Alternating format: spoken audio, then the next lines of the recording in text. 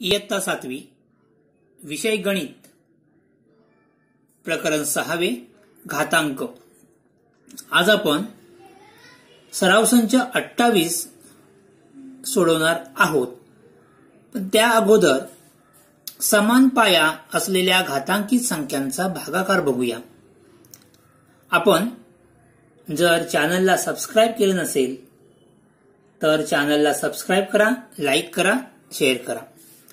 समान पाया असलेल्या घातांकित संख्यांचा भागाकार। आपण काही उदाहरणे घेऊया। उदाहरण 1, 2चा 6वा घात भागिले 2चा 3रा घात। 2चा 6वा घात भागिले 2चा 3रा घात। या ठिकाणी दोन्ही घातांकी संख्यांचा पाया काय आहे? समान आहे। आपण काय करतोय? समान पाया असलेल्या घातांकित संख्यांचा, ही घातांकित संख्येत, या घातांकित संख्येचा पाया किती आहे? 2, म्हणजे समान पाया आहे। आपण भागाकार करूया। म्हणजेच काय करणार आहे ते? 2चा 6वा घात भागिले 2चा 3रा घात। 2चा 6वा घात म्हणजे 2चा किती वेळा गुणाकार? तर 6 वेळा। 2 गुणिले 2 गुणिले 2 गुणिले 2, 1 2 3 4 5 गुणिले 2, किती वेळा? 6 वेळा। छेद 2चा 3रा घात म्हणजे 2चा किती वेळा गुणाकार? 3 वेळा गुणाकार। आता आपण काय 3 वेळा 2 लिहिले। आता काय करणार? भागाकार करतोय। बे एके बे, बे एके बे, बे एके बे, बे एके बे, बे एके बे, बे एके बे, म्हणजे हे 3 2 काय आले? कट झाले। किती उरलेत वरती? 2, म्हणजे शिल्लक काय राहिले? 2 गुणिले 2 गुणिले 2, छेद असताना काय? 1 राहिलाय। 1 आपण नाही लिहिला तरी चालेल। आता किती उत्तर आलं? 2 गुणिले 2 गुणिले 2, म्हणजेच काय? 2 किती वेळा आहे? 3, म्हणजेच काय येणार? 2चा 3रा घात। आणखी एक उदाहरण बघूया।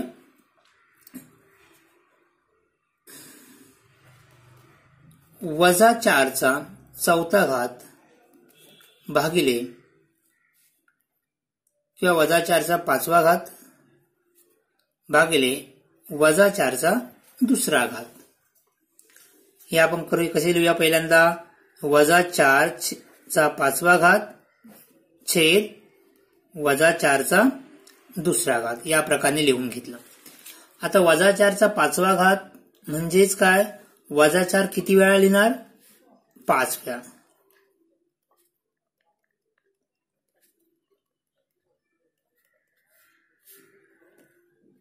छेद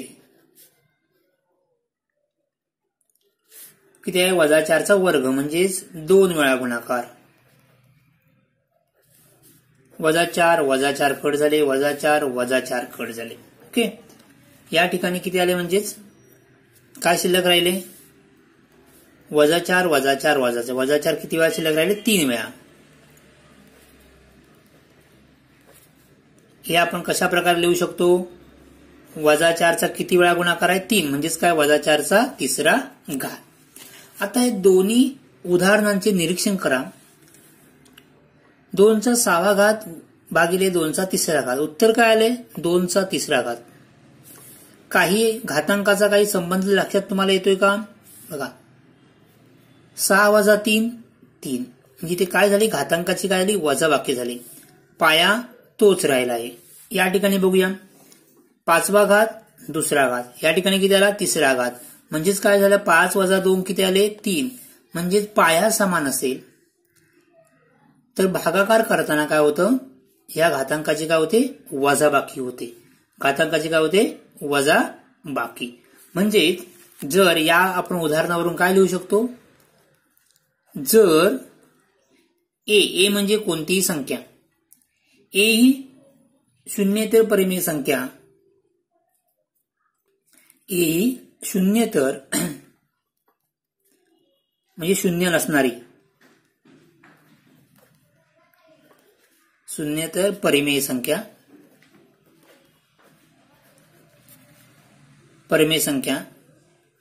एम व n हे धनपूर्णांक, m व n हे धनपूर्णांक आणि m हा n पेक्षा मोठा आहे असतील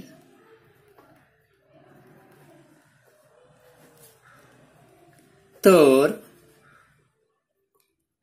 a चा m वा घात भागिले a चा n वा घात, म्हणजेच हे आपण अशा प्रकारे लिहू शकतो a चा m वा घात छेद a चा n वा घात. काय येईल उत्तर? a चा m वजा n, a चा m वजा n घात.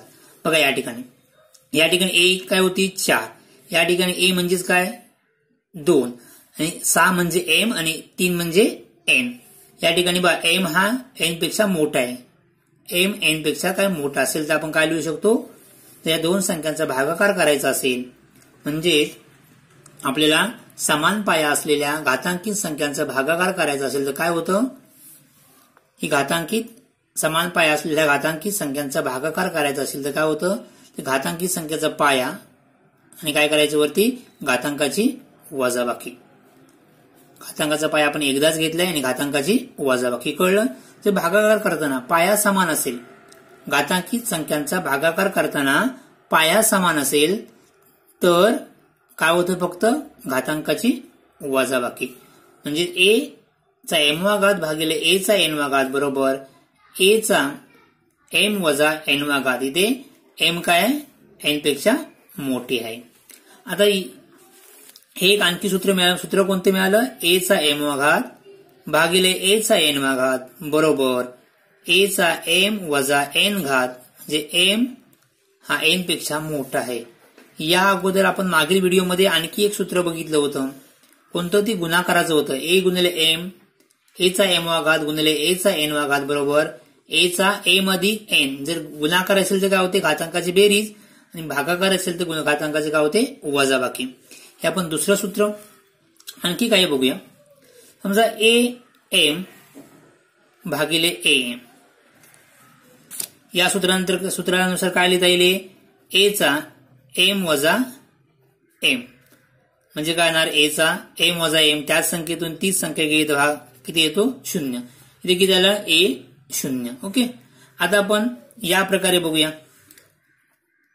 हे आपण या प्रकारे लिहिलं a चा m वा घात भागिले a चा m वा घात. हे असं लिहू शकतो a चा m वा घात छेद a चा m वा घात. आता या ठिकाणी हा भागाकार किती येईल? 2/2. जर छेद अंश आणि छेद सारखा असेल तर भागाकार किती येतो? 1 येतो. त्याचप्रमाणे इथे अंश आणि छेद सारखाच आहे, भागाकार किती येईल? 1. कळलं? म्हणजेच ह्या दोघांवरून आपल्याला काय लक्षात येईल? हाच भागाकार म्हणजे हा. इथे किती आले उत्तर? 1. या ठिकाणी किती आलंय? a चा 0 वा घात. म्हणजेच या दोघांवरून आपण असं लिहू शकतो a चा 0 वा घात बरोबर 1. म्हणजे तिसरं सूत्र आहे घातांकातलं. कोणत्याही संख्येचा घात किती असेल? 0 असेल, त्याची किंमत किती येते? 1. कोणतीही संख्या, उदाहरणार्थ 15 चा 0 वा घात किती येईल? 1. 100 चा 0 वा घात किती येईल? 1. कोणतीही संख्या, कोणत्याही संख्येचा घात 0 असेल तर उत्तर किती येतं? 1. कळलंय? नेक्स्ट.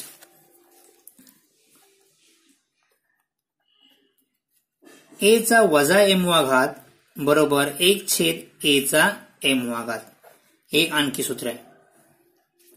a चा वजा m वा घात बरोबर 1 छेद a चा m वा घात. उदाहरणार्थ समजा a चा वजा तिसरा घात, हेच आपल्याला या प्रकारे लिहिता येईल 1 छेद a चा तिसरा घात. किंवा हे जर असं असेल a चा तिसरा घात, हे या प्रकारे लिहिता येईल वजा तिसरा घात. म्हणजे हे काय? वजा 3 चा गुणाकार व्यस्त किती आहे? अधिक 3. वजा 3 चा गुणाकार व्यस्त किती? अधिक 3. म्हणजे आपण या संख्येचा गुणाकार व्यस्त खाली घ्यायचं. किंवा इतर ऋण असेल तर धन असेल तर ऋण. म्हणजे हा सूत्र आहे. a चा वजा m वा घात बरोबर 1 छेद a चा m वा घात. इथे जर वजा असेल तर ती छेदस्थानी m काय होते? धन होते. आणखी एखादं एक्झाम्पल. 4/5 चा वजा तिसरा घात. 4/5 वजा तिसरा घात. या सूत्राने आपण कसं लिहू शकतो, ही संख्या जर खाली छेदस्थानी गेली म्हणजे 4/5 तर काय होणार, ती धन होईल. ऋण खाली काय आली, धन. म्हणजेच आपल्याला एक कसं संख्या लिहिता येईल, 1/4/5 गुणिले 4/5 गुणिले 4/5. 3दा गुणाकार, 1/3 घन किती येतो, 64. 5 घन येतो 125. मग हीच संख्या आपल्याला असं लिहिता येईल, ही व्यस्त होऊन वरती जाईल आणि काय होईल, 125/64. 1/64/25. मग ही गाली व्यस्त होऊन गाली, जो छेद आहे तो अंशाकडे गेला आणि अंश काय झाला, छेद झाला. म्हणजेच आपल्याला काय लिहिता येईल, ही म्हणजे काय 5/4 चा कितवा घात, तिसरा घात. कारण का 125 5चा घन आहे, 64 4चा घन. ही संख्या या प्रकारे लिहिता येईल, 5/4 घन. बघा या ठिकाणी काय आलं, इथे -3 होते, इथे काय होते, +3. काय झालं, फरक काय झाला, या संख्यांचा छेद आणि अंश काय झाले, अदलाबदल झाली. म्हणजेच काय, 4/5चा व्यस्त किती होतो, 5/4. त्याच प्रकारे -3चा व्यस्त किती आहे, +3. कळलं काय झालं, ते छेदांची अदलाबदल झाली आणि या ठिकाणी -3 होते, ते किती आले, +3. मग हे सूत्र आपल्याला या प्रकारे लिहिता येईल,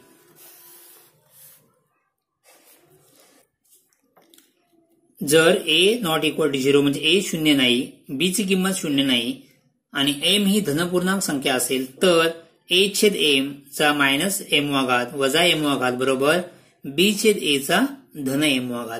या प्रकारे हे लिहिता येईल. आता आपण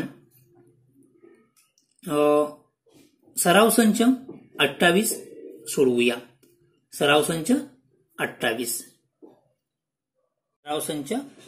या अगोदर आपण कोणते सूत्र पाहिले, तर a चा m भागिले a चा n बरोबर a चा m वजा n किंवा m हा n पेक्षा मोठा असेल. दुसरं सूत्र a चा 0 बरोबर 1 म्हणजे कोणत्याही संख्येचा घात 0 असेल तर किंमत किती, 1 येते.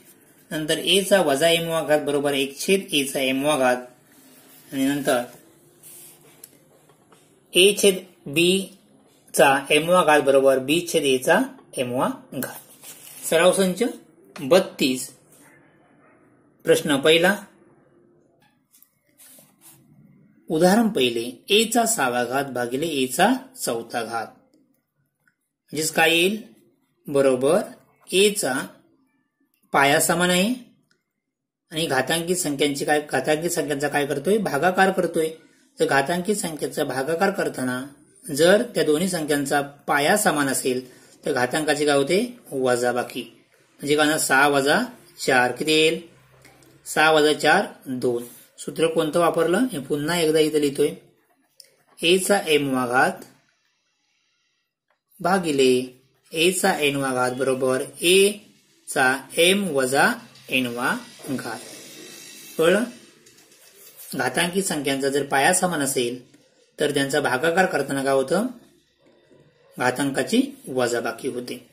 उदाहरण दुसरे,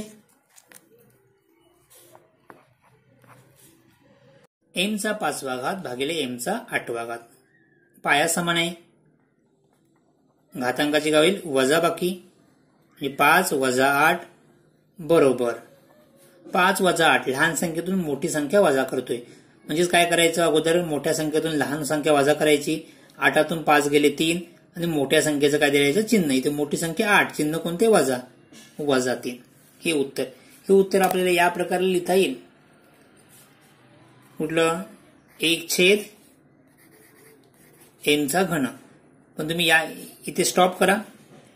बघा, m चा वजा तिसरा काय, तो छेदस्थानी जाऊन काय होईल, धन होईल. तर ऋण आहे, इथे काय होणार, धन.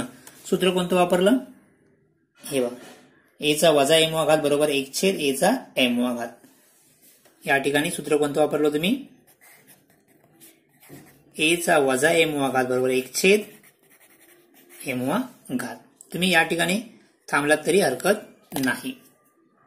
p चा घन भागिले p चा 13 म्हणजे काय ना, p छेद समान आहे, घातांकाचे काय होईल, वजाबाकी होईल. 3 - 13 पुन्हा लहान संख्येतून मोठी संख्या वजा होत नाही, मग मोठ्या संख्येतून लहान संख्या वजा करा. 13तून 3 गेले 10, मोठ्या संख्येचे चिन्ह, मोठी संख्या 13, चिन्ह आहे वजा, वजा 10. तुम्हाला या प्रकारे लिहायचं असेल तर हेच उत्तर काय येईल, बरोबर 1/p अधिक 10. ओके. नेक्स्ट उदाहरण 4. x चा 10 भागिले x चा 10. काय येणार, x पाया समान आहे, घातांकाची वजाबाकी होईल कारण का भागाकार आहे इथे. 10 वजा 10 बरोबर 10तून 10 गेले किती उरतात, 0. आपल्याला माहिती आहे कोणत्याही संख्येचा घात 0 असेल तर उत्तर किती येतं, 1. कोणतं सूत्र वापरलं, a चा 0 घात म्हणजेच किती, 1. या ठिकाणी प्रत्येक ठिकाणी आपण हे सूत्र वापरले. हे सूत्र प्रत्येक उदाहरणासमोर लिहायचं आहे. प्रश्न दुसरा, किमती काढा. त्यामधील पहिले उदाहरण वजा 7चा 12 भागिले वजा 7चा 12. या ठिकाणी आपल्याला किमती काढायच्या आहेत. भागाकार आहे, पाया समान आहे, म्हणजे काय येणार, वजा 7चा 12 वजा 12. घातांकाची काय होईल, वजाबाकी. या ठिकाणी सूत्र वापरलंय a चा m भागिले a चा n बरोबर a m वजा n. हे आपण सूत्र या ठिकाणी वापरलेलं आहे. ऋण 7 किंवा वजा 7, 12तून 12 गेले किती उरतात, 0. आणि आपल्याला माहिती आहे कोणत्याही संख्येचा घात 0 असेल तर उत्तर किती येतं, 1. या ठिकाणी सूत्र कोणतं वापरलं, a चा 0 बरोबर 1. ओके. पहिल्या उदाहरणाची किंमत किती आली, 1. सो उदाहरण दुसरे, 7चा 5 भागिले 7चा 3. काय येईल, 7 घातांक आहे 5 वजा 3, घातांकाची वजाबाकी. 5तून 3 गेले 2 उरतात. 7चा वर्ग म्हणजे किती, 7 गुणिले 7, 7 7 49. ह्या किंमत किती आली, 49. तिसरे, 4/5चा 3 भागिले 4/5चा 2. पाया समान आहे, भागाकार चिन्ह आहे, म्हणजेच काय होणार, घातांकाची वजाबाकी. 4/5 3 वजा 2. 4/5चा 3 वजा 1 म्हणजे 3 वजा 2 म्हणजे किती येतात, 1. 4/5चा पहिला घात म्हणजेच तीच संख्या, म्हणजे काय येणार, 4/5. उदाहरण 4, शेवटचं उदाहरण. पाया समान आहे, दोन्ही संख्यांमध्ये चिन्ह कोणते, भागाकार, म्हणजेच काय होणार, घातांकाची वजाबाकी. 7 वजा 5, 7 वजा 5 किती येतात, 2. म्हणजे किती आलं, 4चा 2. आणि 4चा 2 म्हणजे 4चा 2 वेळा गुणाकार, म्हणजे 4चा वर्ग, 4 चोक 16. किती आलं उत्तर, 4. 4चा 7 भागिले 4चा 5 बरोबर 16. सो अशा प्रकारे आपण उदाहरण संग्रह 28 पूर्ण सोडवलेला आहे. पुढील व्हिडिओमध्ये आपण उदाहरण संग्रह 29 सोडवूया. थँक्यू.